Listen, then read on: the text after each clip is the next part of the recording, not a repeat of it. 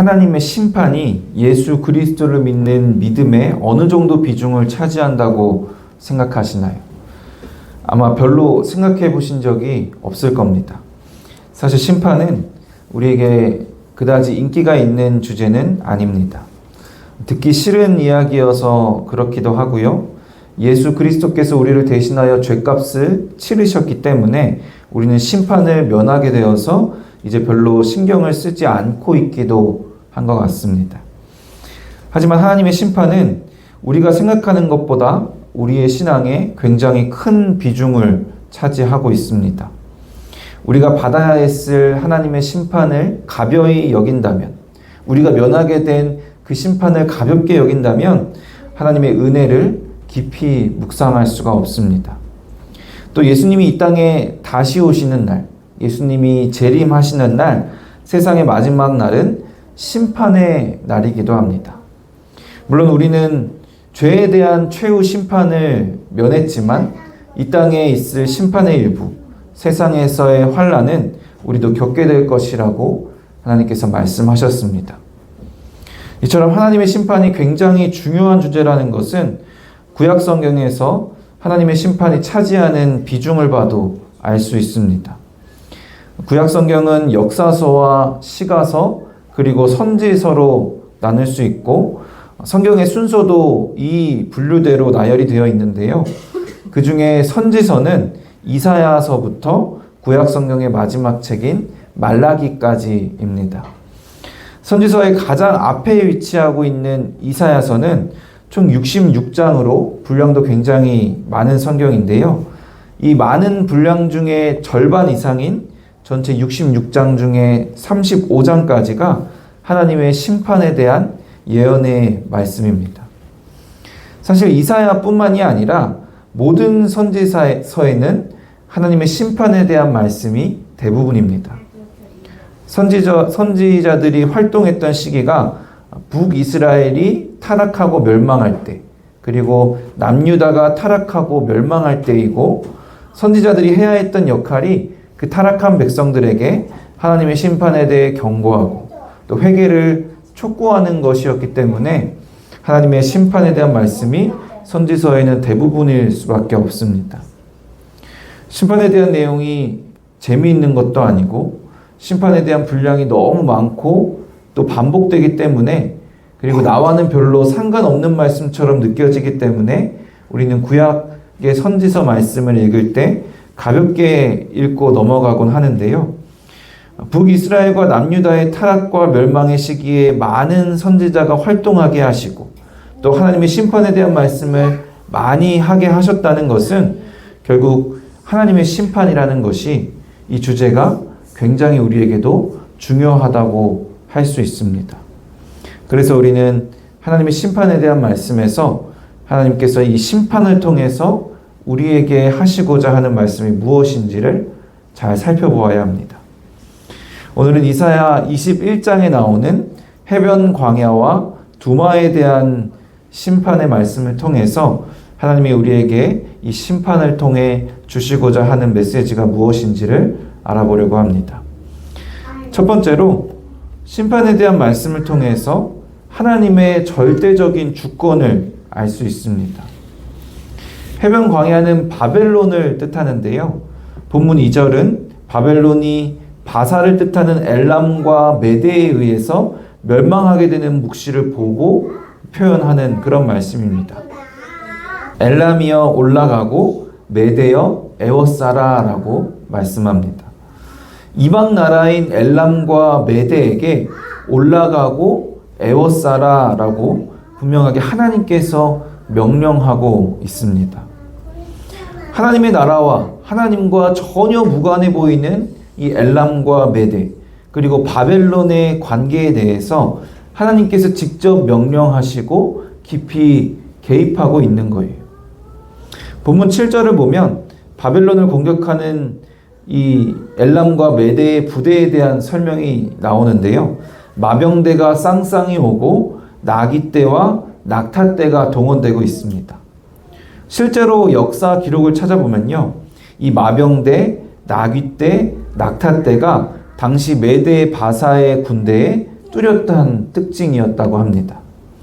이미 하나님께서 이 이방 나라의 역사를 미리 정하셨고 또 그 관계에 대해서 분명하게 예언을 하고 있는 겁니다. 이처럼 하나님의 절대적인 주권은 우리가 생각하는 것보다 훨씬 더 크고 넓습니다.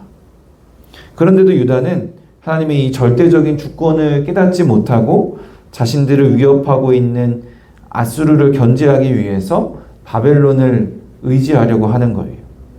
그런 유다에게 하나님은 이 바벨론도 유다가 의지할 대상이 아니다라는 것을 말씀하고 있는 겁니다. 모든 것이 하나님께 달려 있으니까 하나님만 바라보고 하나님만 의지하기를 원하시는 겁니다. 하나님의 절대적인 주권을 믿고 우리는 다른 것을 의지하는 것이 아니라 오직 하나님만 의지해야 합니다. 유다를 위협하고 있는 이 아수르에 대한 말씀에서도 하나님의 절대적인 주권이 잘 나타납니다. 이사야서 10장 5절 6절 말씀입니다. 아수르 사람은 화 있을진저 그는 내 진노의 막대기요 그 손의 몽둥이는 내 분노라. 내가 그를 보내어 경건하지 아니한 나라를 치게 하며 내가 그에게 명령하여 나를 노하게 한 백성을 쳐서 탈취하며 노략하게 하며 또 그들을 길거리에 진흙같이 짓밟게 하려 하거니와.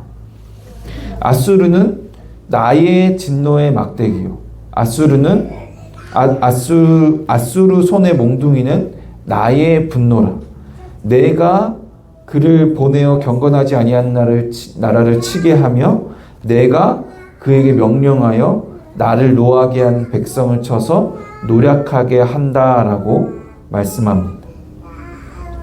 아수르는 하나님을 알지 못하지만 하나님은 그런 아수르까지도 하나님의 것이고 하나님의 뜻과 계획을 위해서 이 아수르를 도구로 사용하신다고 말씀합니다. 우리는 때로 하나님의 울타리 안에 있는 것만 하나님의 것이고 하나님을 알지 못하는 이 울타리 밖의 세상에 대해서는 하나님의 관심과 하나님의 손 밖에 있는 것으로 생각할 때가 많습니다. 그러나 이런 생각은 하나님의 절대적인 주권을 오해하고 또 축소하고 있는 겁니다. 하나님이 천지 만물을 창조하셨다는 말씀은 단어 그대로 천지 만물, 이 세상의 모든 것을 만드셨고 또 소유하고 다스리신다는 겁니다. 하나님을 알지 못하고 죄악이 가득했던 그 아수르조차 하나님의 주권 아래에 있습니다. 그리고 이 아수르를 소유하실 뿐만이 아니라 아주 중요한 도구로 사용하셨습니다. 때로 우리로서는 납득이 되지 않고 이해할 수 없는 방법으로 하나님께서 일하실 때가 있어요. 이해가 안 될 때 우리는 하나님이 안 계신 것 같다며 억울해하거나 그건 하나님이 하신 게 아닐 것이라고 외면하는 것이 아니라 세상의 모든 일을 주관하시고 또 우리가 보기에 하나님의 것이 아닌 것 같은 것일지라도 그것을 사용하셔서 자신의 뜻과 계획을 위해 사용하시는 하나님의 절대적인 주권을 우리는 겸손히 인정해야 합니다. 이 하나님의 절대적인 주권을 알지 못하고 인정하지 못하면 어떻게 될까요? 이사야 10장 13절 14절 같이 읽어볼까요? 그의 말에 나는 내 손의 힘과 내 지혜로 이 일을 행하였나니 나는 총명한 자라.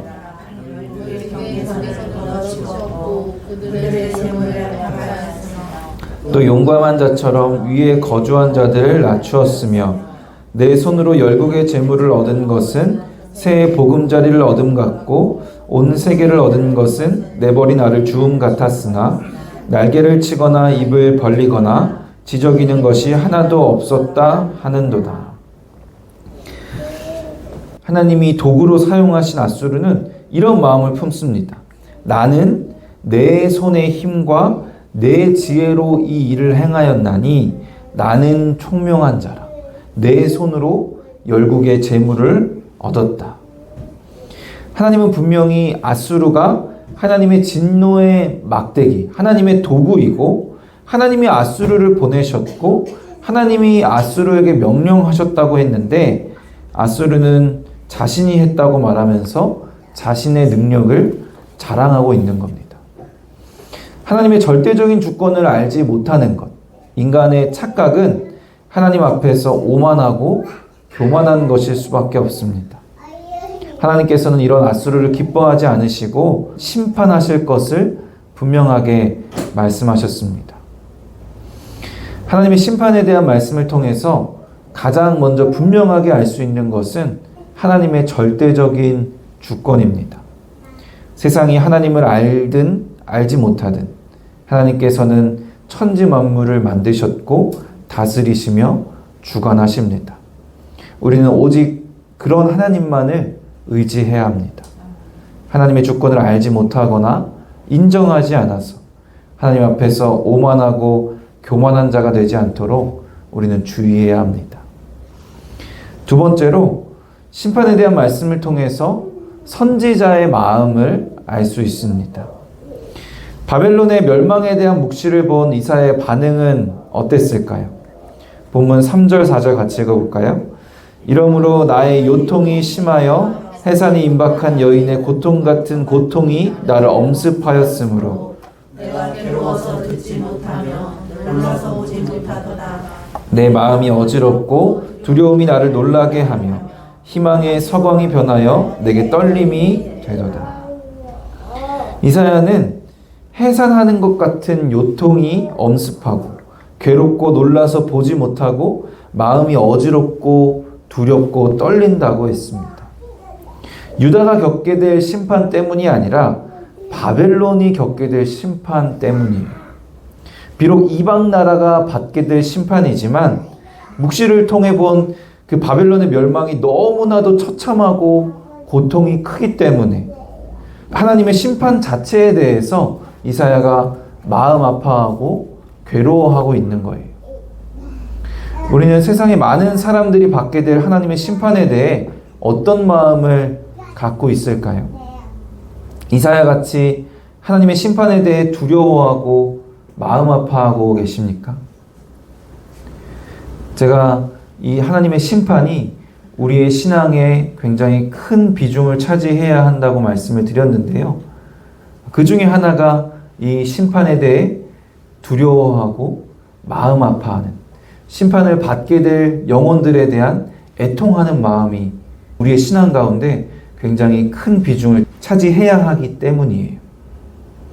그런데도 우리는 나는 최후 심판을 면하게 됐으니까 나와는 상관없는 남의 일이라고 무관심하거나 아니면 심판받아 마땅한 사람들은 제발 빨리 심판을 좀 받으라고 심판을 기다리며 심판을 통쾌해야 하고 고소해야 하고 있지는 않을까요?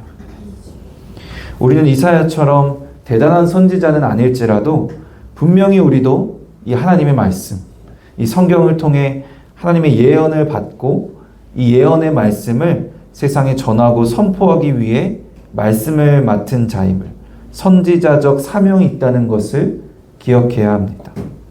우리도 이 땅에서 선지자적 삶을 살기 위해서 부르심을 받았어요. 담대하게 최후에 있을 심판에 대해 세상에 선포해야 할 뿐만이 아니라 그 심판에 대해 우리는 두려워하고 또 심판받을 자들에 대해 마음 아파해야 합니다. 나는 그 심판을 면하게 되었다고 즐거워하기만 하는 것이 아니라 하나님의 진노에 대해 두려워하며 하나님을 알지 못하는 자들을 긍휼히 불쌍히 여겨야 합니다. 그런 마음이 우리를 더욱 온전하고 깨어있게 하고 또 하나님의 말씀을 선포하는 삶을 살 수 있게 하는 동력이 될 것입니다.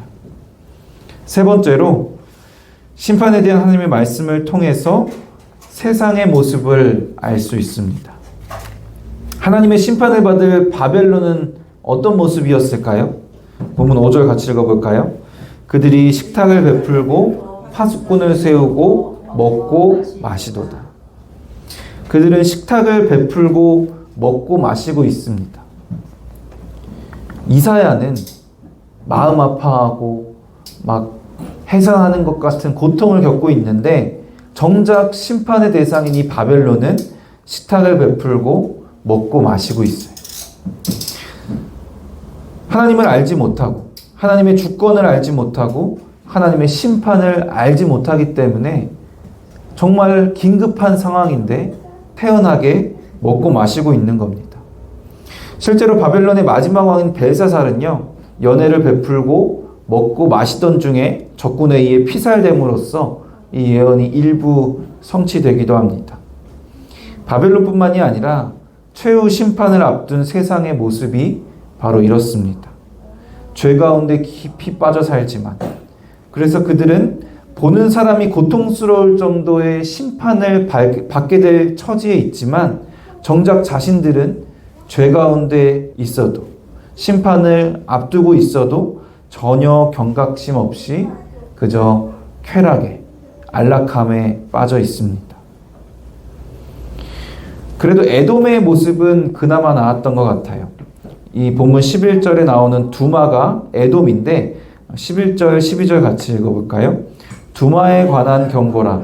사람이 세일에서 나를 부르되 파수꾼이여 밤이 어떻게 되었느냐. 파수꾼이여 밤이 어떻게 되었느냐. 파수꾼이 이르되 아침이 오나니 밤도 오리라. 내가 물으려거든 물으라. 너희는 돌아올지니라 하더라. 파수꾼, 그러니까 선지자에게 밤이 어떻게 되었느냐고 계속 묻고 있는 거예요. 현실에 대한 불만과 또 심판에 대한 두려움이 그래도 에돔에게는 있었던 것 같아요. 그러나 정말 무엇이 문제인지 그들은 알지 못했습니다. 이처럼 세상은 자신들이 처하게 된 상황을 전혀 알지 못해서 경각심을 갖지 못하고 태어나거나 아니면 문제가 있는 것은 아는데 진짜 문제가 무엇인지, 그 문제를 해결할 방법이 무엇인지 알지 못해서 방황하거나 그 둘 중에 하나입니다. 방황하고 있는 이 에돔에게 이 이사야 선지자는 답을 제시하고 있습니다. 너희는 돌아올지니라. 죄를 떠나 하나님께 돌아올 것, 회개를 촉구하고 있습니다.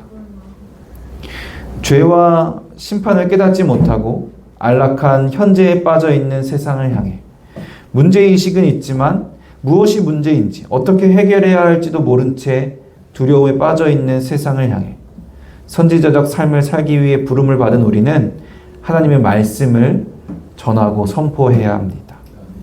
하나님께로 돌아오도록 회개를 촉구해야 합니다.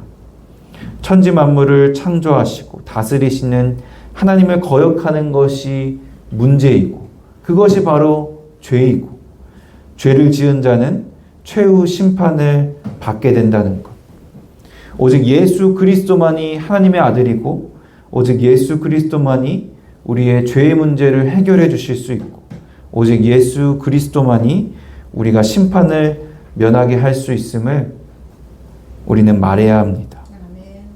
사랑하는 성도 여러분, 하나님의 심판이 우리의 신앙에 꽤 큰 비중을 차지하고 있다고, 하나님의 심판이 매우 중요하다고 말씀을 드렸는데요.